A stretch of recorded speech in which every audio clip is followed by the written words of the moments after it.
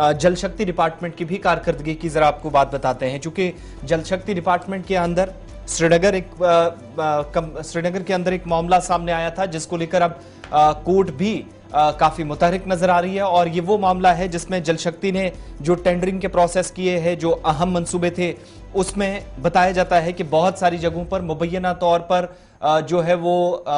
सरकारी खजाने को नुकसान पहुंचाया गया, या जो रकूमात इस्तेमाल हुई उसमें गड़बड़ी की गई। और इसके बाद ये मामला जब अदालत तक जा पहुंचा था और लोकल कोर्ट श्रीनगर की तरफ से अब जाकर क्राइम ब्रांच कश्मीर को इस मामले में तहकीकात का न सिर्फ हुक्म दिया गया है, बल्कि अगले महीने 10 तारीख से पहले पहले रिपोर्ट सामने आनी चाहिए, ये भी क्राइम ब्रांच कश्मीर से अदालत की जानिब से कह दिया गया है। इसमें खास बात यह है कि क्राइम ब्रांच जो है जो अभी तक सारा काम हुआ है उसके टेंडरिंग के प्रोसेस को कैसे चलाया गया वो तो देखेगी ही। जल शक्ति डिपार्टमेंट के अंदर अब तहकीकात करने को जब सीबी को कह दिया गया है, इसमें यह चीज भी बताई जा रही कि कवायद की खिलाफ वर्जी हुई है, और उसके बाद जब इंतजामिया को कहा गया कि कार्रवाई हुई, वो कार्रवाई करने में भी हुक्काम नाकाम रही, जिसके बाद अदालत से एक बार फिर से रिपोर्ट तलब की गई है। कश्मीर ब्यूरो चीफ हिलाल हंजूरी हमारे साथ इसी पर मजीद तफसीलात के लिए। हिलाल, कोर्ट की तरफ से मामले में अब जो है, हालांकि कोर्ट का जब दरवाजा खटखटाया गया तो इसमें मुदाखलत हुई है, अब ये केस कहां से शुरू हुआ और कहां जाकर ये कहानी खत्म होती है, और जो 10 मई से पहले पहले रिपोर्ट इसमें तलब की गई है? दरअसल ये जो मामला जल शक्ति के अंदर है, ये डीआई पाइप्स की परचेजमेंट को लेकर, जो डिपार्टमेंट की परचेज कमेटी जब इन पाइप्स को खरीदती है तो इस दौरान एक बिड की जाती है और उसके जरिए ही इन पाइप्स की खरीदारी होती है, ताकि डिपार्टमेंट को सस्ते से सस्ते दाम पर अच्छे से और अच्छी क्वालिटी पाइप्स की जो है वो मिल सके। दरअसल यहाँ पर 2 कंपनीज का नाम आ गया है। एक जिंदल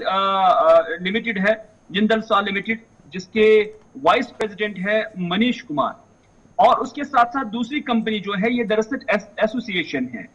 और इस डीआई सुपन pipe research and development association जिसके डायरेक्टर है यही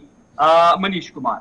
और एक दरखास्त गुजार जिनने अदालत का दरवाजा खटखटाया है, उनका कहना है कि जब इन पाइप्स की परचेज होती थी, जब इन्हें प्रोक्योर किया जाता था प्रोक्योरमेंट कमेटी की जानिब से, तो उस वक्त जो टेंडरिंग प्रोसेस था, जो परचेज करने का प्रोसेस था, उसमें धांधली हुई है। उन्होंने कहा कि ये जो जिंदल विश्वास कंपनी है, जिंदल सॉ लिमिटेड कंपनी है जो आयरन पाइप्स बनाती है, जब ये पाइपें खरीदी गई, ये डायरेक्ट जिंदल से नहीं खरीदी गई है, बल्कि जिंदल ने ही अपना दूसरा शैडो एसोसिएशन बनाया है जिसका नाम डीआई सुपन पाइप रिसर्च एंड डेवलपमेंट रखा गया है। और इनका इल्जाम यह भी है कि एक ही शख्स जो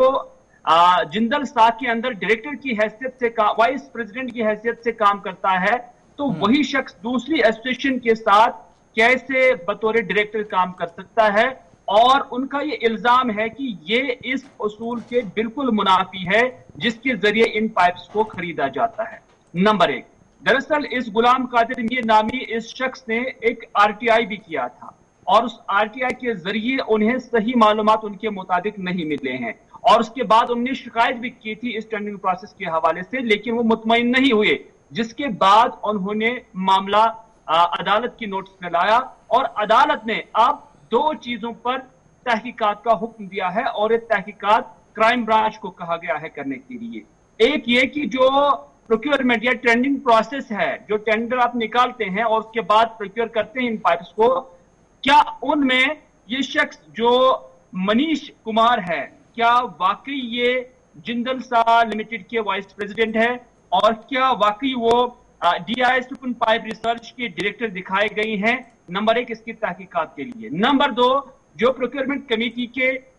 यूटी हेड है, यूटीडीसी है, क्या उन्होंने जो लवाजमात है टेंडरिंग के हवाले से, क्या वो उसमें कहीं फेल तो नहीं हुए, या उन्होंने वहां पर गैर कानूनी अमल तो नहीं किया है? इन 2 चीजों का अब जो है ऑनरेबल कोर्ट ने हुक्म दिया है क्राइम ब्रांच कश्मीर को कि वह इसकी इन्वेस्टिगेशन करे, और 10 मई तक इस हवाले से अपनी हतमी रिपोर्ट जो है वो कोर्ट के अंदर जमा कराए, और 10 मई के बाद ही इस हवाले से जो पेशरफ्त होगी, जो इन्वेस्टिगेशन होगी, क्या ये प्रोसेस सही था या गलत था, या इसमें कहीं पर कोई गलत काम किया गया है, ये 10 मई तक इस तहकीकात के बाद ही मालूम हो सकता है। बहुत बहुत शुक्रिया जी हिलाल, हमारे साथ ज्वाइन करने के लिए, अपडेट देने के लिए कि क्या कुछ इस पूरे मामले में। और 10 मई तक डिटेल रिपोर्ट मांगी है जी कोर्ट ने, और ये कहा कि पूरी डिटेल जो है वो सामने रखी जाए। बट